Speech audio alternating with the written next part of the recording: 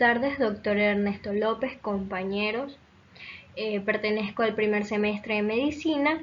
Mi nombre es Nayeli Isabel Moreira Vera, estudio en la Universidad Laica Eloy Alfaro de Manabí y el tema que les voy a exponer hoy es sobre los músculos de la región posterior, específicamente su plano profundo, plano semiespinoso y longísimo de la cabeza. Antes de comenzar a explicarles los músculos que van a intervenir en este plano profundo, les daré una pequeña introducción. Los músculos de la región posterior del cuello, o también conocidos como músculos de la nuca, se disponen en diferentes planos. Los músculos más profundos son más cortos, mientras que los más superficiales son un tanto más largos. En la nuca se van a distinguir 4 planos, donde encontramos los músculos de los planos profundos, los cuales se sitúan directamente en el esqueleto, sobre las articulaciones. Luego tenemos el plano de los músculos semiespinosos y longísimos de la cabeza, luego el plano de los músculos esplenios y elevador de la escápula, y por último vamos a tener el plano superficial o músculo trapecio. Listo, ahora vamos a tener el plano profundo. Los músculos de este plano se van a extender entre el atlas o el axis o desde el atlas axis hasta el hueso occipital. Como vamos a observar en esta imagen, en este plano profundo van a intervenir lo que son el recto posterior menor de la cabeza, que es el que estamos viendo aquí, el recto posterior mayor de la cabeza, el que observamos, en los interóseos del cuello, el músculo multífido, el oblicuo inferior de la cabeza y el oblicuo superior de la cabeza. Mientras que en el plano de los músculos semiespinosos y longísimos de la cabeza, estos se van a situar directamente sobre los músculos del plano profundo. Como vamos a observar en la imagen, vamos a ver el semiespinoso de la cabeza, el longísimo de la cabeza, el longísimo del cuello y el iliocostal del cuello. Bueno, ahora sí comenzaré a explicarles los músculos que van a intervenir en el plano profundo. Como primer músculo vamos a tener el músculo recto posterior menor de la cabeza. Como vamos a poder observar en esta imagen, este es un músculo aplanado, corto y triangular.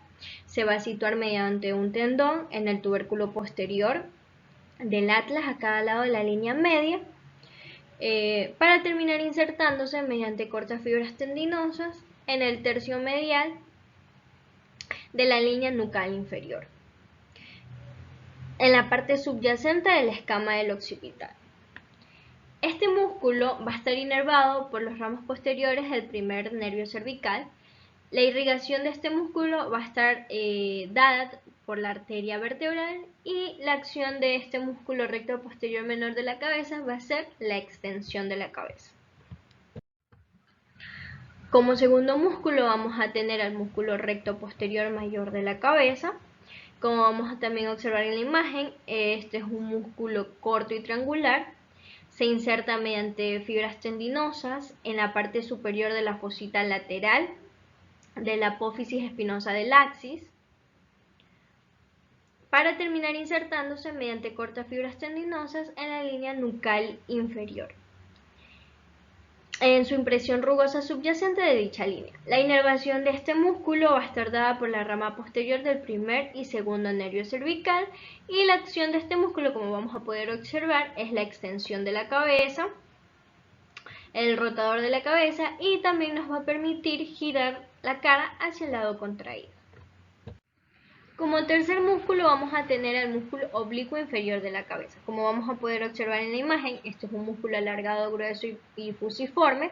Van a ser mediante fibras musculares y cortas fibras tendinosas desde la fosita lateral de la apófisis espinosa del axis hasta la parte vecina de la lámina correspondiente, para así terminar insertándose mediante cortas fibras tendinosas en la cara inferior y en el borde posterior de la apófisis transversa del atlas. Este músculo está ubicado inferior y lateralmente a lo que es el músculo recto posterior mayor de la cabeza.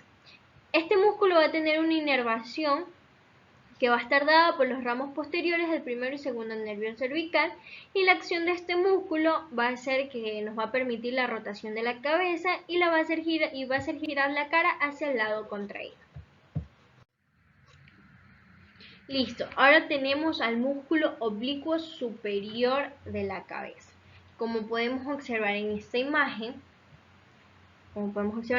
este es un músculo corto, aplanado y triangular. Se va a insertar inferiormente mediante fibras tendinosas en el vértice y en la cara superior de la apófisis transversa del atlas, lateralmente al agujero transverso, para terminar insertándose mediante fascículos tendinosos y musculares en el tercio lateral de la línea nucal inferior. Y en su impresión rugosa situada inferior y superiormente a dicha línea. Su inervación, la inervación de este músculo va a estar dada por el ramo posterior del primer nervio cervical y la acción va a ser, la acción de este músculo es que va a extender la cabeza y la inclina hacia su lado, imprimiendo un movimiento de rotación que hace girar la cara hacia el sentido opuesto. Un dato importante es que los músculos recto posterior mayor de la cabeza, el músculo oblicuo inferior de la cabeza y el músculo oblicuo superior de la cabeza van a formar un triángulo conocido como triángulo de Etilio. En la parte superior forman un triángulo cuyo fondo está atravesado por una arteria vertebral y en el cual penetra o se divide en los ramos posteriores del primer nervio cervical. Esto quiere decir que este nervio cervical sale por aquí y es la raíz posterior del primer nervio cervical. A esto también se lo conoce como el nervio de Arnold. Este triángulo también es conocido como triángulo suboccipital. Ahora vamos a tener el músculo multífido. Como vamos a observar en la imagen, este es un músculo transverso espinoso que se va a extender a lo largo de toda la columna vertebral, desde las apófisis transversas hasta las apófisis espinosas, o hasta las láminas de las 4 vértebras situadas superiormente a su inserción transversa, y la inervación de este músculo está dada por los ramos posteriores de los nervios raquídeos. La acción de este músculo, como vamos a observar aquí, es que va a extender la cabeza, la rotación de la cabeza, va a extender la columna y la rotación de la columna. Y como último músculo vamos a tener al músculos interespinosos del cuello. Como vamos a poder observar, estos músculos son pequeños músculos cuadriláteros que se extienden a cada lado de la línea media. Estos se insertan superiormente en los bordes del canal espinoso de las vértebras inferiores en el tubérculo correspondiente a la apófisis espinosa. La inervación de este músculo va a estar dada por los ramos posteriores de los nervios raquídeos y la acción de este músculo va a hacer que va a extender la columna vertebral. Bueno, ahora vamos a comenzar con el plano superficial. Ya terminamos el plano profundo, ahora vamos a comenzar con el plano superficial. Como primer músculo que vamos a tener en este plano superficial, vamos a encontrar el músculo semiespinoso de la cabeza.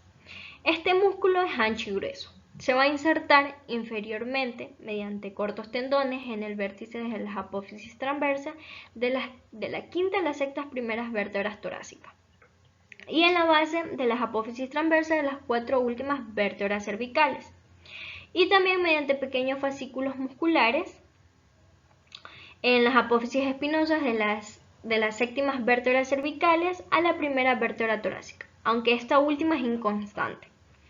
Ya, para terminar insertándose en la impresión rugosa entre las dos líneas nucales lateralmente a la cresta occipital externa. Este músculo semiespinoso va a constar de dos partes, una porción medial y una porción lateral. La porción lateral es más ancha que la medial y mientras que la medial, o también conocida como músculo digástrico de la nuca, va a provenir de las apófisis transversas de la tercera, cuarta y quinta vértebra torácica, así como las apófisis espinosas de la séptima vértebra cervical y la primera vértebra torácica.